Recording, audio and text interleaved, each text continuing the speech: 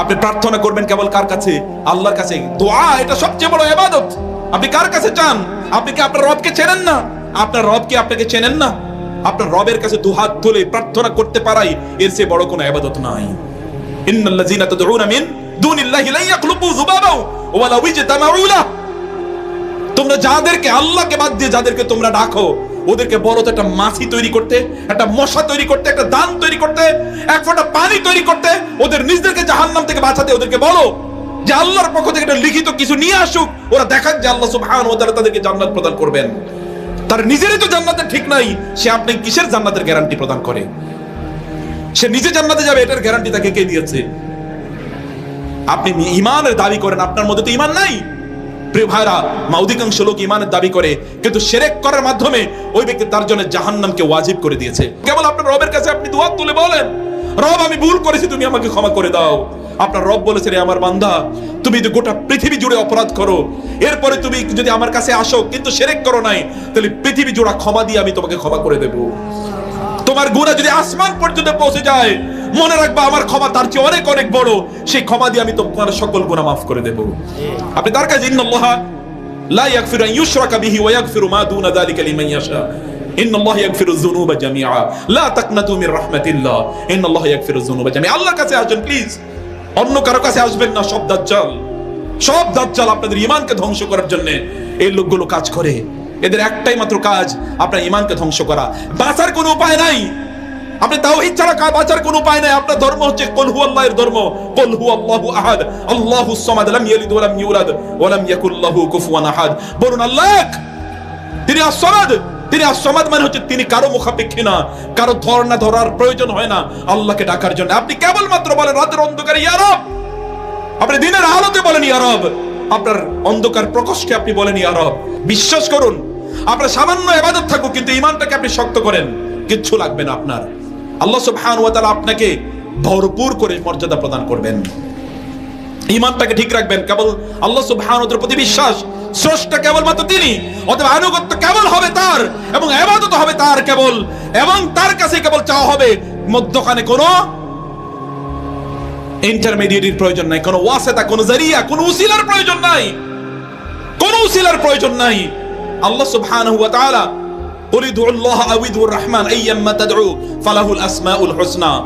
আল্লাহ সুবহানাহু ওয়া তাআলাকে তার গুণবাচক সুন্দর নামগুলো দিয়ে আল্লাহকে ডাকতে হয়।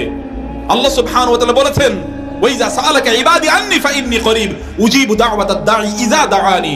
আমার বান্দারা যখনই আমাকে ডাকে সেই অবস্থায় আমি তাকে কি করি? আমি তার ডাকে সাড়া দেই। আমার বান্দারা যখনই আমাকে ডাকে তখনই আমি তার ডাকে সাড়া দেই। রাসূলুল্লাহ সাল্লাল্লাহু আলাইহি ওয়াসাল্লাম এমন কোন সময় ছিল না তিনি তার রবকে তিনি ডাকতেন না। কানা ইয়াযকুরুল্লাহ আলা কুল্লি আহইয়ানিহি। তার জীবনের কোনো গুনাহ নাই, সব গুনাহ আল্লাহ মাফ করে দিয়েছেন। কদ গফারাল্লাহু মা তাকাদ্দাম মিন যামবিকা ওয়া মা তাআক্কার। তোমার অতীত এবং ভবিষ্যতের সকল গুনাহ আমি মাফ করে দিলাম। রাসূলুল্লাহকে আল্লাহ তাআলা বলেছেন, কিন্তু তার একটা মুহূর্ত যায় না যেই সময় তিনি তার রবকে স্মরণ করেন নাই, জিকির করেন নাই। আর আপনারা যাদেরকে আদর্শ হিসেবে মনে করছেন, যাদেরকে মনে করছেন যে তারা আপনাদেরকে জান্নাতে নিয়ে যাবে, তাদের পায়ে গিয়ে সিজদা দেন। লজ্জা করেন আপনার। একটা মানুষ হয় কিভাবে আপনি একটা মানুষের গায়ে সিজদা, মানুষের পায়ে গিয়ে আপনি লুটিয়ে পড়েন? একটা মানুষ হয় একটা মানুষের কাছে কিভাবে আপনি চান? আপনারা লজ্জা করেন। আপনার মধ্যে এবং হিন্দু বৌদ্ধদের মধ্যে পার্থক্য কি? হিন্দুরা তো ওদের কাছে গিয়ে তারা চায়, তাদের মূর্তিগুলোর কাছে তারা চায়, ওরা মৃত মুক্তির কাছে চায়, আর আপনি জীবিত মূর্তির কাছে চান। পার্থক্য এতটুকুই। ওরা মৃত মূর্তির কাছে চায়, আপনি জীবিত মূর্তির কাছে চান। যখন তৎকালীন কুরাইশদেরকে জিজ্ঞেস করা হলো তোমরা কেন এদের উপাসনা করো, তখন তারা বলেছিল আমরা তো এদের উপাসনা করি না। মা না'বুদুহুম ইল্লা লিয়ুকাররিবুনা ইলাল্লাহি যুলফা। আমরা এদের উপাসনা করি না, এদের উসিলা ধরে, এদের মাধ্যম ধরে আমরা আল্লাহর কাছে প্রার্থনা করি। প্রিয় ভাইরা, আপনি যত দুর্বল আপনি আল্লাহ সুবহানাহু ওয়া তাআলার কাছে তত প্রিয়। আপনি যত দুর্বল আপনি আল্লাহর কাছে কি তত প্রিয়। বিশ্বাস করুন, মায়েরা এটা বলতে পারবে, বাবারা বলতে পারবে, সন্তানদের মধ্যে যেই সন্তানটি সবচেয়ে বেশি দুর্বল, তার শারীরিক সমস্যা আছে, তার টাকা পয়সা নাই, ব্যবসা বাণিজ্য নাই, চাকরি বাকরি নাই, একটু কম বুঝে, এই সন্তানটা দেখবেন পিতা মাতার কাছে সবচেয়ে বেশি প্রিয়। সব সময় দোয়া করবে, আল্লাহ আমার এই মেয়েটা, আমার এই ছেলেটা কিচ্ছু বুঝে না, আল্লাহ তুমি তাকে একটু দেখা রাখো। বারবার এই কথা বলে দেখবেন কাঁধে। যদি এটা পিতা মাতার কাছে, এই দুর্বল মানুষের কাছে যদি একটা দুর্বল মানুষ এত প্রিয় হয়, আপনি যদি দুর্বল হন আপনার রবের কাছে আপনি অনেক অনেক প্রিয়। বিশ্বাস করুন, কেবল আপনার রবের কাছে আপনি দুহাত তুলে বলেন, রব আমি ভুল করেছি, তুমি আমাকে ক্ষমা করে দাও। আপনার রব বলেছে, রে আমার বান্দা, তুমি যদি গোটা পৃথিবী জুড়ে অপরাধ করো, এরপরে তুমি যদি আমার কাছে আসো কিন্তু শিরক করো নাই, তাহলে পৃথিবী জুড়ে ক্ষমা দিয়ে আমি তোমাকে ক্ষমা করে দেব। তোমার গুনাহ যদি আসমান পর্যন্ত পৌঁছে যায়, মনে রাখবা আমার ক্ষমা তার চেয়ে অনেক অনেক বড়, সেই ক্ষমা দিয়ে আমি তোমার সকল গুনাহ মাফ করে দেব। আপনি তার কাছে ইন্নাল্লাহা লা ইয়াগফিরু আন ইউশরাকা বিহি ওয়া ইয়াগফিরু মা দুনা যালিকা লিমান ইয়াশা ইন্নাল্লাহা ইয়াগফিরুয যুনুবা জামিআ লা তাকনাতু মির রাহমাতিল্লাহ ইন্নাল্লাহা ইয়াগফিরুয যুনুবা জামিআ। আল্লাহর কাছে আসবেন প্লিজ, অন্য কারো কাছে আসবেন না। সব দাজ্জাল আপনাদের ঈমানকে ধ্বংস করার জন্য এই লোকগুলো কাজ করে। এদের একটাই মাত্র কাজ, আপনার ঈমানকে ধ্বংস করা। বাঁচার কোনো উপায় নাই, আপনি তাওহীদ ছাড়া বাঁচার কোনো উপায় নাই। আপনার ধর্ম হচ্ছে কুল হুয়াল্লাহর ধর্ম, কুল হুয়াল্লাহু আহাদ আল্লাহুস সামাদ লাম ইয়ালিদ ওয়া লাম ইউলাদ ওয়া লাম ইয়াকুল লাহু কুফুয়ান আহাদ। বলুন আল্লাহ তিনি আস-সামাদ। তিনি আস-সামাদ মানে হচ্ছে তিনি কারো মুখাপেক্ষী না, কারো ধরার প্রয়োজন হয় না আল্লাহকে ডাকার জন্য। আপনি কেবলমাত্র বলেন রাতের অন্ধকারে ইয়া রব, আপনি দিনের আলোতে বলেন ইয়া রব, আপনার অন্ধকার প্রকোষ্ঠে আপনি বলেন ইয়া রব। আপনার মনে নাই ফেরাউন, ঈমান কিন্তু আনতে হবে, উপায় নাই। ফেরাউন ওই যে লোহিত সাগরে নিমজ্জিত অবস্থায়ও, সেই নিমজ্জিত পানির মধ্যে ডুবে যাওয়া অবস্থায় বলেছিল আমানতু বিল্লাযী আমানাত বিহি বানু ইসরাঈল। আমি আজ বুঝতে পারলাম আমি এতদিন ভুলের মধ্যে ছিলাম, আমি কেবল রব্বুল আলামিনের প্রতি ঈমান আনলাম যার প্রতি ঈমান এনেছিল বনি ইসরাঈল, মূসা এবং হারুন। কিন্তু আল্লাহ তাআলা বলবেন আল আন ওয়াকাদ আসাইতা মিন ক্বাবল ওয়া কুনতা মিনাল মুফসিদিন। এখন ঈমান নাই না কোনো কাজে লাগবে না। ঈমান আনতে হবে কোন এক সময়, তখন বুঝবেন এই সকল জারি জুরি কোনো কাজেই লাগে নাই। যারা আপনাদেরকে নিয়ে ব্যবসা করেছে ওরা কোথাও নাই, আশপাশেও তাদেরকে খুঁজে পাবেন না। তারা সেদিন বলবে আমরা তো তোমাদেরকে বলি নাই আমাদেরকে সেজদা করতে, আমরা তো তোমাদেরকে বলি নাই আমরা তোমাদেরকে বাঁচাবো, যাও যাও। আপনার এই পিতামাতাই তো আপনার কাছ থেকে সেদিন পালাবে। ইয়াউমা ইয়াফিরুল মারউ মিন আখিহি ওয়া উম্মিহি ওয়া আবিহি ওয়া সাহিবাতিহি ওয়া বানি। আপনার পিতামাতাই তো পালাবে আপনার কাছ থেকে, আপনার সন্তানই তো আপনার কাছ থেকে পালাবে। আর এরা কোত্থেকে আসবে আপনাকে বাঁচানোর জন্য?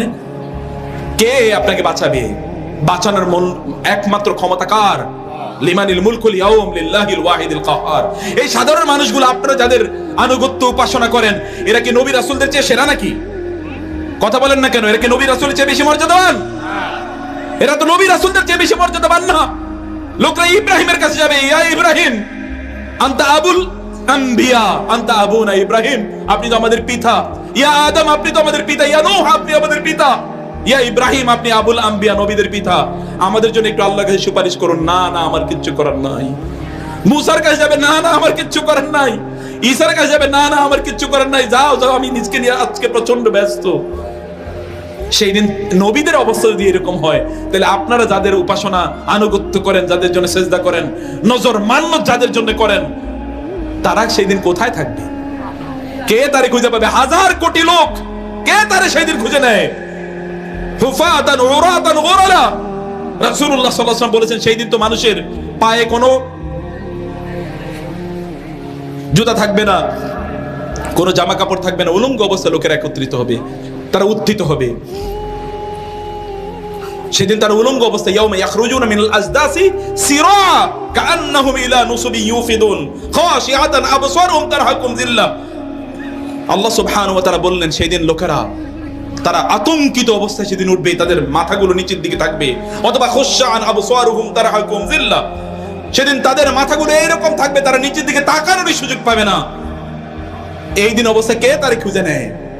কে আপনাকে খুঁজে নেবে এবং আপনাকে বাঁচাবে?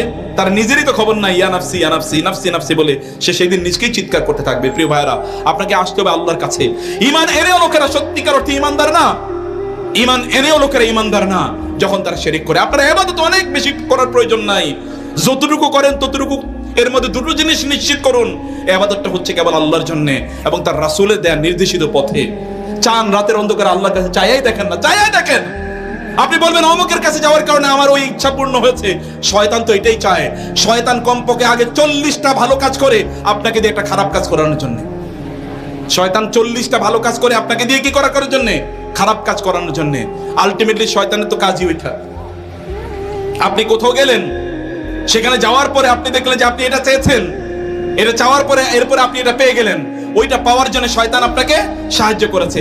এরপরে তো এখন আপনি সেখানে গিয়ে শিরক এর মধ্যে আপনি কুফরের মধ্যে নিমজ্জিত হয়ে আছেন। শয়তান তো এতটুকু মাত্র করলো, আর বাকি এত বিশাল পেয়ে গেছে শয়তান। ও তোর কাজই হলো আপনাকে মুশরিক বানানো, আপনাকে কাফের বানানো। তার agenda is fulfilled, objective is achieved. Say already এটা অর্জন করেছে।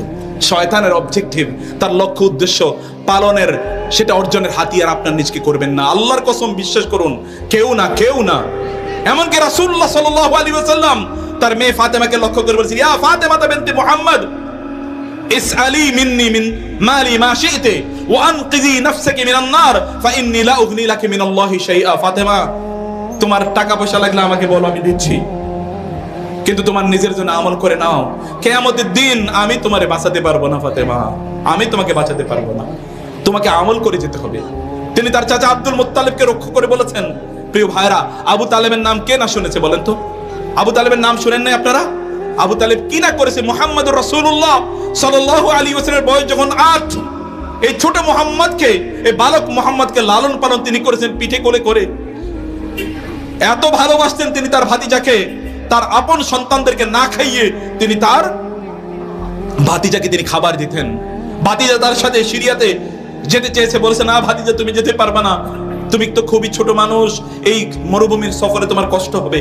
কিন্তু তারপর বললেন, ভাতিজা বললেন না আমি যাব।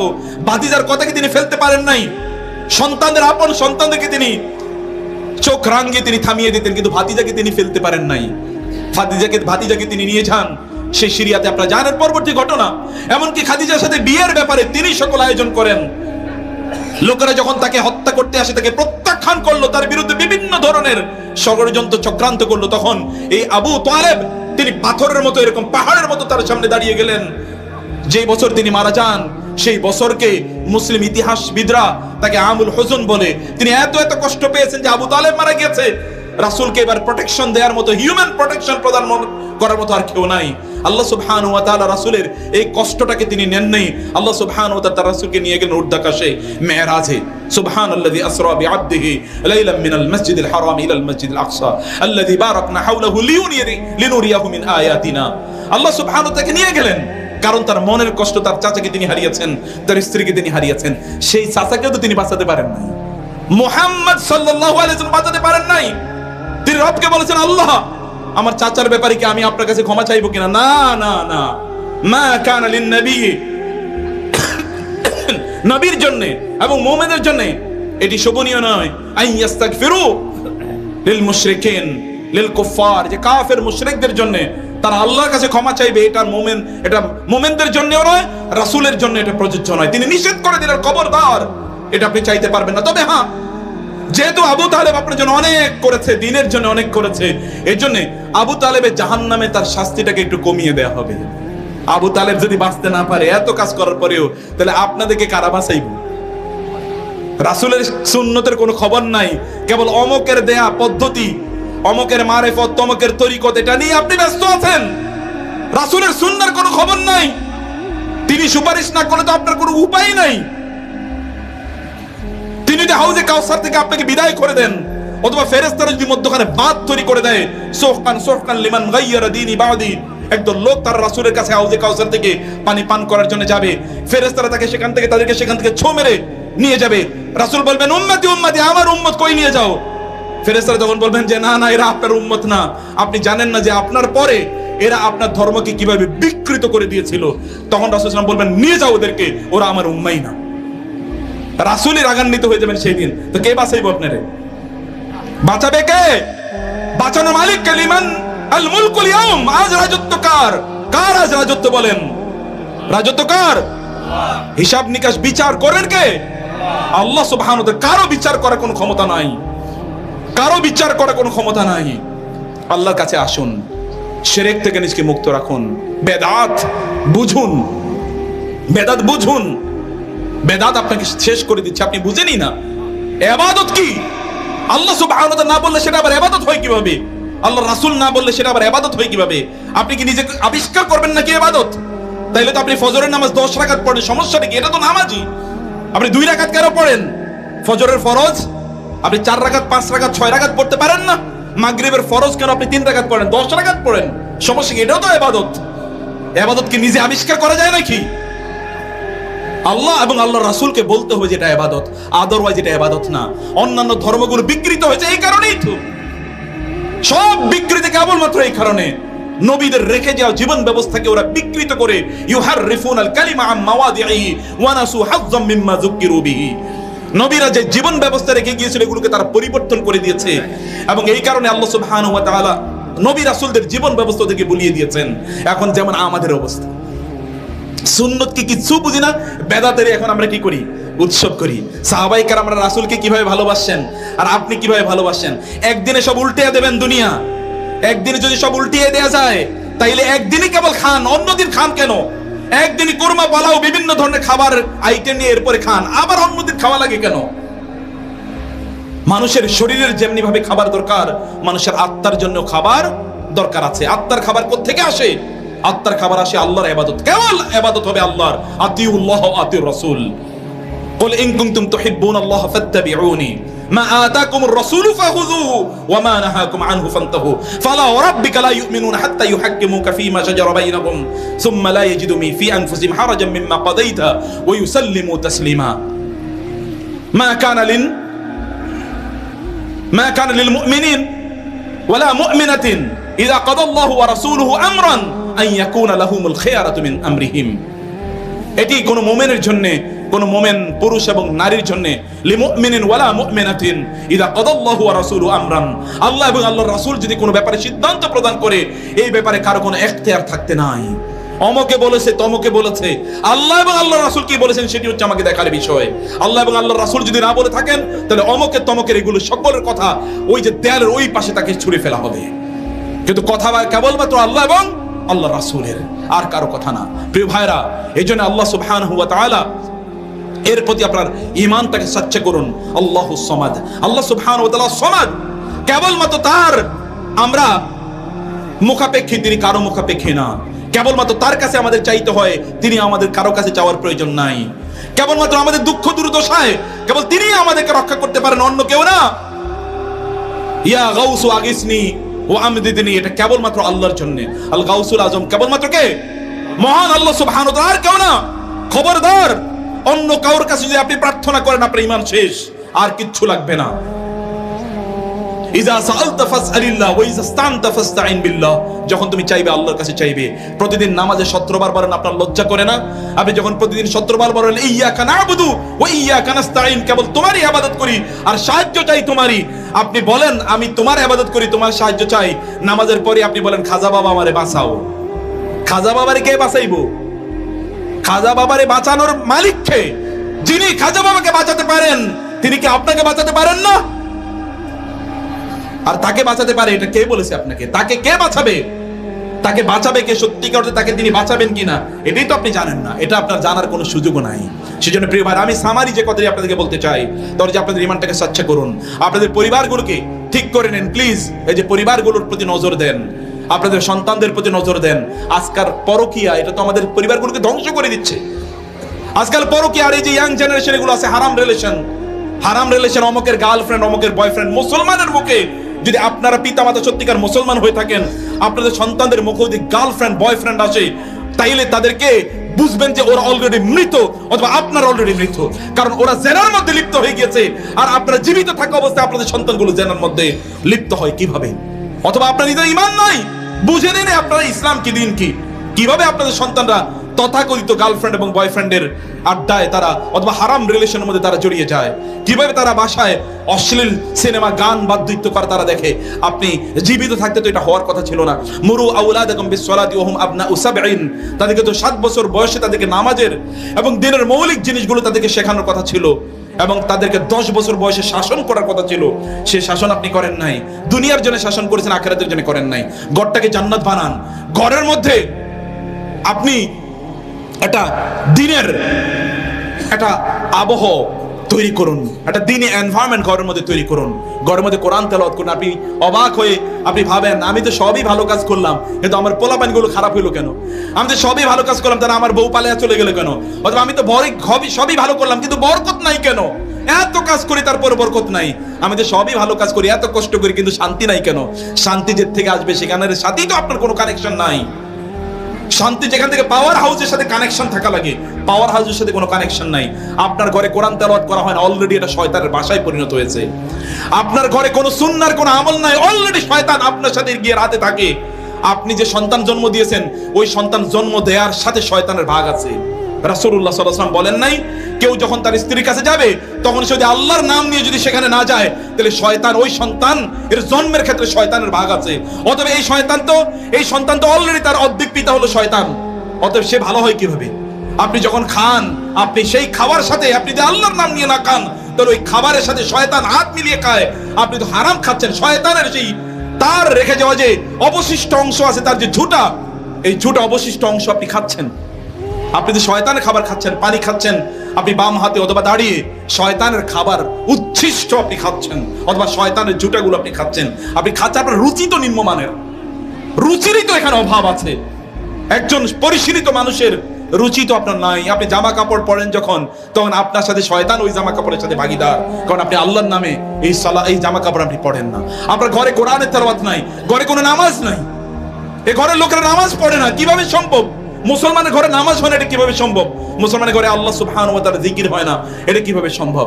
মুসলমানের ঘরে আল্লাহর কথা আলোচনা হয় না, কিভাবে সম্ভব? মুসলমানের ঘরে জোরে জোরে গান বাদ্য চলে, এটা কিভাবে সম্ভব? মুসলমানের বিয়েগুলো এটা হিন্দুদের মতো বিয়ে হয়, এটা কিভাবে মুসলমান হলো এই ব্যক্তি? এই ব্যক্তি কিভাবে আল্লাহর সামনে গিয়ে দাঁড়াবে যে আমি মুসলিম হিসেবে এসেছি? আপনার বিয়ে শাদীটা পুরোটাই হিন্দুদের কালচার অনুসারে।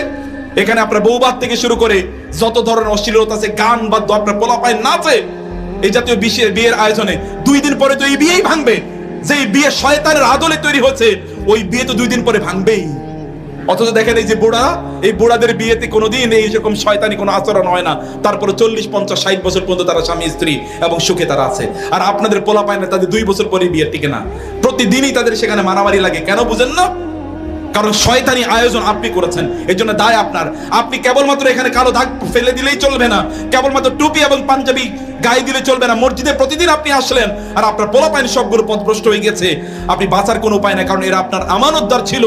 আপনি এদের আমানতদার, এরা আমানত ছিল আল্লাহর পক্ষ থেকে, এদেরকে দিন শেখানো আপনার উপর ফরজ ছিল, আপনি সেই কাজটি করেন নাই। ওদেরকে দিন শেখান, ওদের দায়িত্ব নেবেন কে? আল্লাহ। ওদেরকে যিনি সৃষ্টি করেছেন তিনি তাদেরকে না খাইয়ে মারবেন না কখনো। যিনি তাদেরকে সৃষ্টি করেছেন তিনি তাদের রিজিক বরাদ্দ করে তাদেরকে সৃষ্টি করেছেন, তাদের রিজিক তারা নিজেরা নিয়ে এসেছে। ওই রিজিকের কোনো ইস্যু আপনার কাছে নাই। আপনার কেবল দায়িত্ব তাদেরকে তাদের রবের সাথে পরিচয় করিয়ে দেয়া, connect them to their creator, তাদের স্রষ্টার সাথে তাদেরকে পরিচয় করিয়ে দেন, কানেকশন করে দেন, তাইলে বাকিটা তারা শিখে নেবে। আল্লাহর কসম, আল্লাহর কসম, আল্লাহর কসম, যেই সন্তানরা আল্লাহকে চিনেছে এই সন্তানরা কোনোদিন পিতামাতাকে কষ্ট দিতে পারে না, কখনো না, কখনো না, কখনো না। আর যেই সন্তানরা আল্লাহকে চিনে নাই ওরা পিতা মাতাকে কষ্ট দেবেই দেবেই দেবেই দেবেই দেবেই দেবে। আপনি দেখবেন যে আপনি হয়তোবা এই পোলাপাইনের জন্য বহু কাজ করেছেন, এখন আপনাকে কাঁদতে হয়। কারণ কি জানেন? কারণ হচ্ছে এই পোলাপাইনকে আল্লাহকে চেনান নাই। দুনিয়া চিনাইছেন, অথবা তো দুনিয়াই চিনছে। ওরা তো এখন দুনিয়াকে প্রাধান্য দেয়। ওরা মনে করে এই বুড়ারে কেন আমি খাওয়াবো, এই বুড়িরে কেন আমি খাওয়াবো। কারণ আপনি দুনিয়া চিনাইছেন, আপনারই দায় হয়। আপনি দুনিয়াও হারাইলেন, আখিরাতও হারাইলেন। খাসিরাত দুনিয়া ওয়াল আখিরা, যালিকা হুয়াল খুসরানুল মুবিন।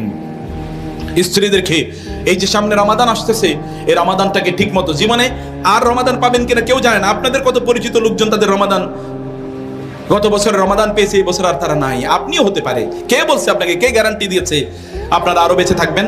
কেউ আপনাদেরকে গ্যারান্টি প্রদান করে নাই। প্রিভার, এই জন্য এবার রমাদানটাকে যেন আরো সুন্দরভাবে সন্তানদেরকে নিয়ে ইবাদতের মাধ্যমে যেন রমাদানটা কাটাতে পারেন, এটা প্ল্যান করুন। স্ত্রীদেরকে দিয়ে এখনই তাদেরকে গিয়ে বলবেন, নারীরা বোনেরা যারা আছেন স্বামীদেরকে এখনই বলুন তোমাদেরকে দিন প্র্যাকটিস করতে হবে, কোনো চয়েস নাই। there is no other choice। একমাত্র চয়েস হলো তোমাদেরকে দিন প্র্যাকটিস করতে হবে। একসাথে প্র্যাকটিস করুন, ঘরে একসাথে মিলে কোরআন তেলাওয়াত করুন। বুঝতে পারছেন আমার কথা? স্বামী স্ত্রীরা ঘরে একসাথে কোরআন তেলাওয়াত করুন, পোলাপাইনদেরকে নিয়ে বসুন, ডাইনিং টেবিলে যেমনি ভাবে খান একসাথে বসুন। তোমার আজকে খাবার হবে না যদি কোরআন তেলাওয়াত না হয়। রাতের বেলা তোমার খাবার বন্ধ যদি রাতের বেলা তুমি কোরআন তেলাওয়াত না করো। এশার সালাত যদি না করো তাহলে রাতের বেলা তোমার খাবার নাই। দিনের বেলা তোমার দুপুরে কোনো খাবার হবে না যদি ফজর এবং জোহরের সালাত আদায় না করো। এটা টাইট করে দেন, দেখবেন আল্লাহ সুবহানাহু ওয়া তাআলা আপনার ঘরটাকে শান্তিময় করে দেবেন। আপনার সন্তানগুলো দিনদার যদি হয় তাহলে এই সন্তানগুলো আপনার জন্য নয়নের মণি, চোখের মণি, চক্ষুকে শীতলকারী, অন্তরকে প্রশান্তকারী হবে। এরা আপনার জন্মের, এরা আপনার মৃত্যুর পর আপনার জন্য দোয়া করবে, আপনার মৃত্যুর আগে আপনার জন্য তারা সেবা করবে। আপনার কোনো কষ্ট তারা দেবে না, কারণ তারা জানে রাদাল্লাহি ফি রাদাল ওয়ালিদ ওয়া সাখাতুল্লাহি ফি সাখাতুল ওয়ালিদ। পিতামাতার সন্তুষ্টিতে আল্লাহ সন্তুষ্ট হন, পিতামাতার অসন্তুষ্টিতে আল্লাহ তাআলা অসন্তুষ্ট হন। এদেরকে নিয়ে একসাথে সালাত আদায় করুন। ঘরটাকে কবর বানাবেন না, কবরে নামাজ পড়া হয় না, কবরে কোরআন তেলাওয়াত করা হয় না, কবরে আল্লাহর জিকির হয় না, এরকম করবেন না। ঘরে বেশি বেশি সময় দেন, খবরদার এই দোকানের কাছে বেশি সময় দেবেন না। এই যে এখানকার লোকদেরকে আমি এর আগেও আপনাদেরকে শপথ করিয়েছিলাম, সিগারেট এটা মুসলমানদের জন্য হারাম হারাম হারাম। কোন মানুষ বলতে পারে না যে সিগারেট হালাল, কোন মানুষের পক্ষে বলা সম্ভব না। যারা বলেছে এটা মাকরু, তারা ভুলের মধ্যে আছে, তারা একেবারে তারা পরিপূর্ণভাবে তার ভুলের মধ্যে আছে। জিনিসটা হারাম হারাম হারাম, এর মধ্যে কোনো সন্দেহ নাই। কারণ এই জিনিস খাওয়ার আগে বিসমিল্লাহ বলা যায় না, খাওয়ার পরে আলহামদুলিল্লাহ বলা যায় না। এটা প্রচন্ড দুর্গন্ধময়, এর মধ্যে জাহান্নামের 3টি উপাদান আছে, এর মধ্যে জাহান্নামের আগুন আছে, এর মধ্যে জাহান্নামের ধোঁয়া আছে, এবং এই জাহান্নামের দুর্গন্ধ আছে। কয়টা উপাদান আছে জাহান্নামের? জাহান্নামের 3টা উপাদান এর মধ্যে আছে। এটা কোনো মানুষের সামনে খাওয়া যায় না, ভালো মানুষের সামনে খাওয়া যায় না, পিতামাতার সামনে খাওয়া যায় না, আলেম ওলামার সামনে খাওয়া যায় না, মসজিদে গিয়ে খাওয়া যায় না, টয়লেটে গিয়ে কেবলমাত্র খাওয়া যায়। কত নিকৃষ্ট এগুলো মুসলমানদের মুখে কিভাবে উঠে! এখানে যারা আছেন এখন শপথ করে বলবেন এই যে সিগারেট বা ইত্তকার আপনারা গ্রহণ করবেন না, হাত তুলে বলেন। অনেকে ভয়ে আছে, এতদিন খাইলাম এখন কি এটা ছাড়িয়ে দেব? বলুন না, হিম্মত করুন, আল্লাহ তাআলা শক্তি দেওয়ার মালিক। বলুন আল্লাহ আর এটা কখনোই স্পর্শ করব না। বলতে পারবেন তো নাকি? এটা বলুন, আল্লাহ সুবহানাহু ওয়া তাআলা যেন আপনাদের জন্য সহজ করে দেন। রমাদান আসছে সামনে, প্র্যাকটিস করেন না। এই যে সামনে রমাদান আসছে, এখন আমি অনেককে বলবো 2 নম্বর যে কাজটি, প্রিয় ভাইরা, বহু জিনিস এই যে আমরা এই যে ওলামায়ে কেরামরা আছেন, এই যে জামা আছে না, এই টুপি, এই যে দাড়ি, এই যে জামা, এগুলোর কারণে বহু হারাম কাজ থেকে আল্লাহ তাআলা আমাদেরকে আল্লাহ রক্ষা করেন নিজের হাতে। কিভাবে রক্ষা করেন জানেন? এই দাড়ি টুপির কারণে খারাপ জিনিসের দিকে তাকাতেই পারি না। এই টুপি এই জামা কাপড় নিয়ে কি সিনেমা হলে ঢুকতে পারবো? কোথাও দাঁড়াইয়া আমি আমার এলাকায় সর্বশেষ অথবা দেশে অথবা বিদেশে কোথাও কোনো দোকানের সামনে দাঁড়িয়ে সর্বশেষ কবে চা খেয়েছি এবং ওইখানে কবে আড্ডা দিয়েছি এরকম আমার মনে নাই। বিশ্বাস করুন, মনে নাই। গত 30 বছরে মনে পড়ে না কোনোদিন এরকম কাজ করেছি। একটাই কারণ যে এই দাড়ি টুপি নিয়ে ওইখানে কিভাবে দাঁড়াই, ওইখানে সিনেমা হল তো বহু পরের কথা, টেলিভিশন দেখা তো বহু পরের কথা, উলঙ্গ অশ্লীল নারীর দিকে তাকানো তো বহু পরের কথা, পরকীয়া তো বহু পরের কথা, হারাম জিনিস স্পর্শ করা তো বহু পরের কথা। এগুলো আমাদেরকে বাঁচিয়ে দেয়। এগুলো আল্লাহ সুবহানাহু ওয়া তাআলা বাঁচানোর জন্য বহু আইটেম আল্লাহ তাআলা তৈরি করে দিয়েছেন। এখানে অনেকের এখনো দাড়ি নাই, এমন 2-4 জন একটু হাত তুলে বলেন তো যে আপনারা এখন থেকে দাড়ি রাখবেন ইনশাআল্লাহ। মাশাআল্লাহ মাশাআল্লাহ মাশাআল্লাহ, অনেকেই তোলেন নাই। তাতে কি হচ্ছে? আমার কি তাতে কোনো লস আছে নাকি? আমাদের কাজ হচ্ছে এই যে আমার শাহিদ ভাই এবং ওই যে ওলামায়ে কেরাম, আমাদের কাজ হচ্ছে দিনের কথা বলে যাওয়া। আপনি পালন করবেন কি করবেন এটা আপনার দায়। আমরা বলবো যে আল্লাহ আমরা পৌঁছে দিয়েছি তোমার কথা। আখিরাতে আমাদের মূল কাজ হচ্ছে আখিরাত। ব্যবসা চলে করে গেছি অলরেডি, আমরা অলরেডি আমাদের ব্যবসা করে গেলাম। সেই ব্যবসাটা কার সাথে? আল্লাহর সাথে। আল আদুল্লুকুম আলা তিজারাতিন তুনজিকুম মিন আযাবিন আলিম। এই ব্যবসা আপনি নিতে পারলেন না। আপনার স্ত্রী আপনাকে দাড়ির জন্য পছন্দ করে না। আমাদের স্ত্রীরা দাড়ির কারণে আমাদেরকে পাগলের মতো ভালোবাসে। গিয়ে জিজ্ঞেস করে দেখুন আল্লাহ রাসূল সাল্লাল্লাহু আলাইহি ওয়াসাল্লামকে তার স্ত্রীরা কেমন ভালোবাসতেন, কেমন ভালোবাসতেন। যারা আছে ওলামায়ে কেরামদেরকে জিজ্ঞেস করেন, ওলামায়ে কেরামদের বউ কোথাও পালায়া যায় না। আপনাদের বউরা পালায় কেন? দাড়ি নাই, এরপরে পারফিউমের অভাব নাই, টাকা পয়সার অভাব নাই, এরপরও বউ থাকে না। কারণ কি? কারণ বুঝেন নাই? সেখানে আল্লাহ সুবহানাহু ওয়া তাআলা কি দিয়েছেন? সেখানে আল্লাহ সুবহানাহু ওয়া তাআলা সেখানে শান্তি দিয়েছেন, প্রশান্তি দিয়েছেন। গিয়ে দেখবেন ওইখানে এই রুমের আওয়াজ ওই রুমে চলে যায় না।